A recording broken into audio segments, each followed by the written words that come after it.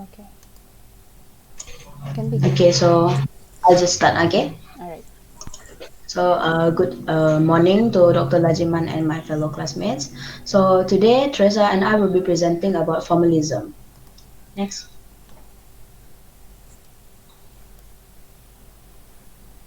Okay, so formalism is actually a literary criticism that focuses on the study of the text as a literature. So, which means they see art as art itself. So, this approach excludes any external influences and we only focus on the text. So, a close reading of the text is required when we use of the formalism approach, and formalists are required to read the text multiple times while analyzing the text. So after each reading, the formalist will then identify certain stuff such as the repetition of words or images used in the text, and maybe the patterns of the text, and any multiple meanings of the words or ambiguous dialogue used in the text itself. Every detail of the text is analyzed to find any contribution or connection that forms a meaning in the text. So there are three main areas of study of formalism that are known as form, diction, and unity. So first is the form. Form is actually the whole of the text that is produced by various elements that works together to create meaning of the text. Formalists will study how the elements affect one another and how they fit together to create the meaning. So the elements that formalists focuses on are recurrences, repetitions, relationship between characters, and another element that affects the text is the narration of the story, of how the story is told. So the second one is diction. For diction, formalists will study the definition of the words in the text to find the meaning and symbols portrayed in the text.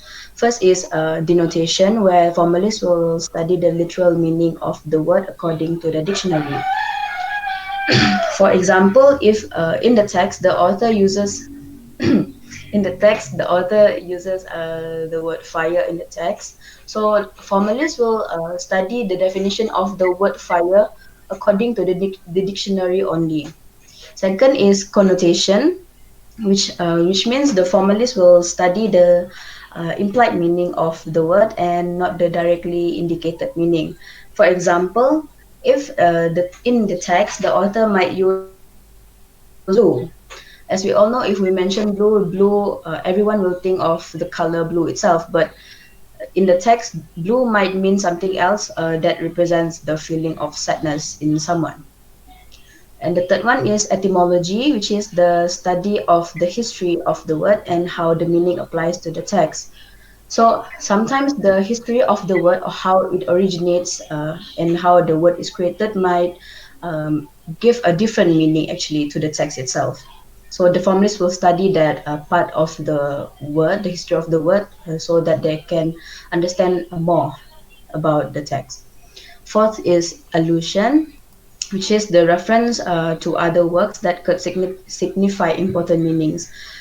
Uh, for example, if the author uses a reference towards something, but they do not directly say it, but they did mention the reference actually to the work, the formalists will study the reference actually so that we can understand, like they can understand the text better. Fifth is a symbol. As we all know, a symbol is like an incident or object or person that is used to expand the meaning of the text and provide possible meanings. For example, the author might use a certain incident or object to represent the word death. They might not mention the word death, but they might use something like a shadow or certain words that represents darkness to symbolize death. Next. The third one is a unity. Unity is where all the elements in the text contributes to it as a whole and its meaning. So unity is created when the image or figure of speech is actually portrayed throughout the text, or when there is any repetition of the image or figure of speech that forms a pattern. So unity is actually difficult to achieve because there are some elements that might conflict with one another. So that might cause any incongruities or inconsistencies in the text. Next.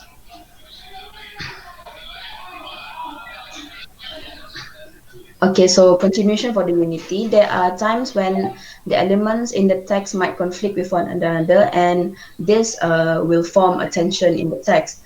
So tension usually appears in three forms, that is irony, paradox, and ambiguity. So for irony, so there might be a usage of word or statement that is the opposite of what is intended. For an example, someone might say that they're very knowledgeable, they know a lot and everything, but in the text, the author might give any examples or might elaborate how actually what they said is actually the opposite of what is the truth. For example, in the text that we chose, there's a part where the character said they're very knowledgeable, but however, the author explained how they're actually very not intellectual at all, based on the symbolism of certain stuff such as the dusty book and everything. Moving on to the paradox, where a contradiction that is actually true. That is ambiguity, where a word, a statement, or situation might have more than one meaning. As we all know, certain words might have a double meaning to certain things. So formalists will study that part to make sure that the text is more uh, easy to understand. Next. And these are the analytic techniques that we need to avoid while using the formalism approach. First is paraphrase. This is because any alteration on the words of the text might remove the uniqueness, or the text itself might lose the meaning, or it might change the meaning of the text. So that is why paraphrasing the word or of the text is likely to be avoided. Second is intention. The author's intention towards their work is not important. We only focus on the meaning of the text on its own. The third is biography. So the author's life or any historical background of the work does not reveal what the work means. As the formalism, earlier I said, formalism focuses only on the work itself, the literature work, and we focus on art as the art itself. We do not focus on the author's life and any external factors that might affect the work. Fourth is effect. So the reader's reaction, as we all know, different people might react to it differently. So any personal reaction towards the work might influence the interpretation of the meaning of the text. Therefore, this should be avoided so that we can focus on analyzing the text using the formalism approach. Next. So we decided to choose a story entitled The Nightingale and the Rose, written by Oscar Wilde. This is the synopsis, but I will summarize it more for this presentation. So this story is about a nightingale who heard a boy, the student, cried because he couldn't win the love of his life. He couldn't win the heart of the girl that he likes because uh, he wanted to give something to her to tell her that he really loves her, but the thing that he like searched for, which is the red rose in the story, he couldn't find it. So because of that, the nightingale wanted to help the student to earn the red rose. So the nightingale flew across the garden to search for the red rose, and she found a tree actually that can offer her the red rose. However, since it was the winter, the tree said it's impossible for the red rose to bloom. The only solution for a red rose to bloom is when the nightingale impaled herself on one of the thorns to bloom a rose and dye it red with her own blood. The nightingale did not think twice, and she wanted to sacrifice her life for the sake of the boy's love towards the girl. So next. So the nightingale decided to impale herself to the thorn of the tree so that she can bloom a red rose for the boy. However, when she succeeded to change the rose into a red rose, she died and couldn't celebrate her success in changing the red rose. And then hours later, the students saw the red rose through his window, and he excitedly went to pluck the rose to take it to the girl. However, when the student hands her the rose, the girl rejected him, saying that the rose did not the rose does not match with her dress that she wants to wear to the ball, and actually for her the rose cost less than the jewels that she received from Chamberlain's nephew. Because of that, the student called the girl as rude, and he just threw away the flower onto the street, and then the flower was then run over by the cart. The girl called the student rude, and then she made fun of him before she went back into her house.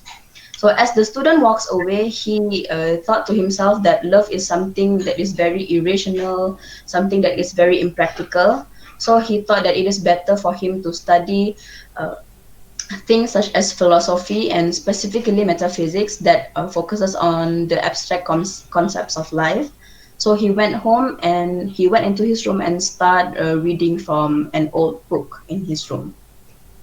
So we will continue with the analysis of the story. I'll pass it to Teresa. All right. Can everyone hear me? Yes. Hello? Okay. So the text, and we analyze the text using a formalist approach. So firstly, the point of view that we find is omniscient, which is a third narrative, third point of view. The storyline is written in a chronological order, and the time that is emphasized in the story is winter, nighttime, and noon. Whereas while the setting, there are two main settings, which is the garden where the red rose, where the student and the red rose were at, and the professor's house, specifically the doorway.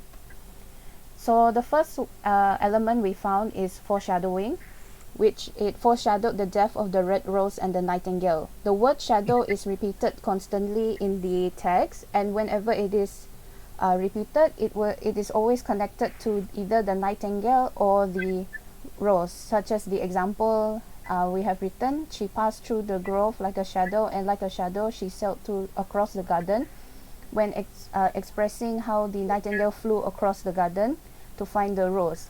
And for the rose, as it was blooming, it was describing it as the shadow of a rose in a mirror of silver, as the shadow of a rose in a water pool.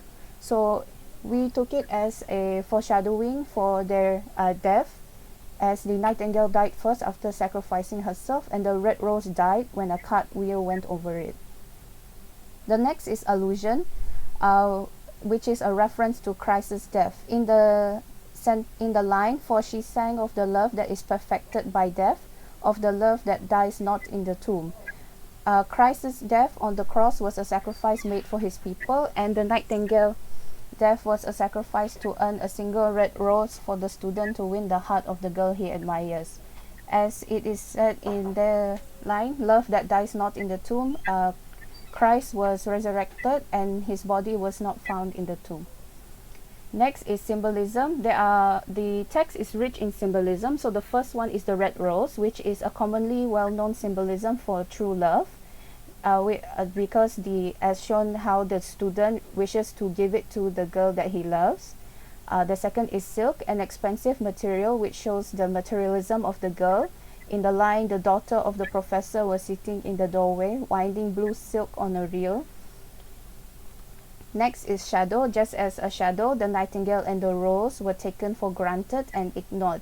As we know that shadows, they do exist, but there are times when we ignore its existence and never realize it there. So just how the symbolism of the red rose and the sacrifice of the nightingale is ignored and taken for granted.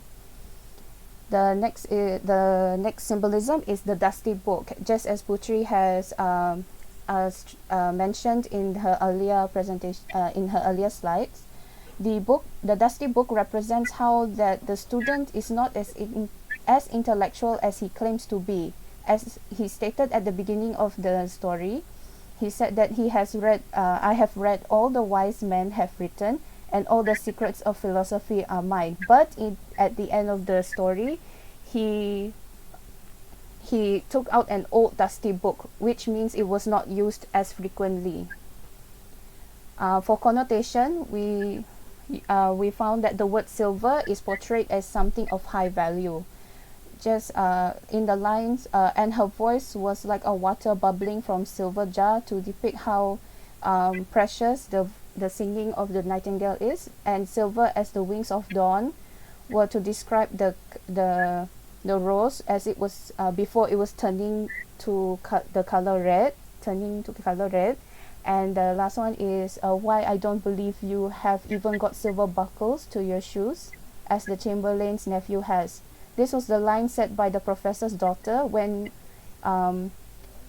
comparing the student's wealth status to the chamberlain's nephew. The story is also rich in irony. So the first one is the student talked about how irrational love is, as if he is someone intellectual and knowledgeable. Just as I said earlier on about pulling out he returned to his room and pulled out a great dusty book and began to read. The student also mentioned about metaphysics, which is the study on abstract concepts. He is conflicting with his statement as love being impractical and unpractical and not worth any useless. Sorry, as love is an abstract feeling that cannot be felt through the human senses. As he said, what a silly thing love is. In fact, it is quite unpractical, as in this age to be practical is everything. I shall go back to philosophy and study metaphysics. The next irony is the student believes that the nightingale is a selfish creature due to his prejudice towards the arts, but it was the nightingale's sacrifice and her music that created the red rose. He questioned her by saying, but has she got feeling when he heard the nightingale sing? He said, I am afraid not. In fact, she is like most artists. She is all style, without any sincerity. She would not sacrifice herself for others. She thinks merely of music, and everybody knows that the arts are selfish. Whereas the nightingale wishes for intends to get the red rose for the student, and she said, be happy. You shall have your red rose. I will build it out of music by moonlight and stain it with my own heart's blood. The last irony that we found is a situational irony that takes the whole story into the whole story is a situational irony, as when the student finally got the red rose to give to his true love, only to be rejected at the end. The student then exclaims how love is worthless and impractical. The sacrifice of the nightingale was not appreciated and realized by the student and the professor's daughter, even if they are both from educated backgrounds. This is because at the beginning of the story, readers will expect the story to have a happy ending, whereas what happened was the opposite of what it should be expected to happen. So for our conclusion, we find there are two moral values taught in this short story. Firstly, love is selfless, but choose the right person to sacrifice what is valuable to you. The nightingale was willing to sacrifice her life just to get a red rose for the student, who in the end just threw it away. The second is not two people will have the same beliefs.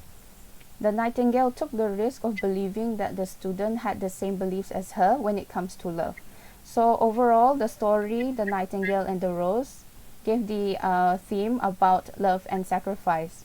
The story ends with the ambiguity whether the student or the professor's daughter ever learned the real value of the red rose. The most appropriate meaning that can be taken from the text is when it comes to the matters of the heart, such as love, it is never the same for everyone. Others will have a selfless love, others can't see it as valuable, and others are blind towards its sacrifices. these are our references, and that's all from us. Thank you. Any questions? All right, any questions? Okay, very good. But mostly formalism will be mostly, yeah, of course they can still study prose, but mostly they study poems, but can be studied using you use formalism to study stories too, like what you're doing just now. Very good. Okay, I think any questions so far? It comes from the word form, so just focus on the text. Well, thank you very much, Putri and Theresa. Thank you, We go to the Doctor. next presentation. Please write down your names first.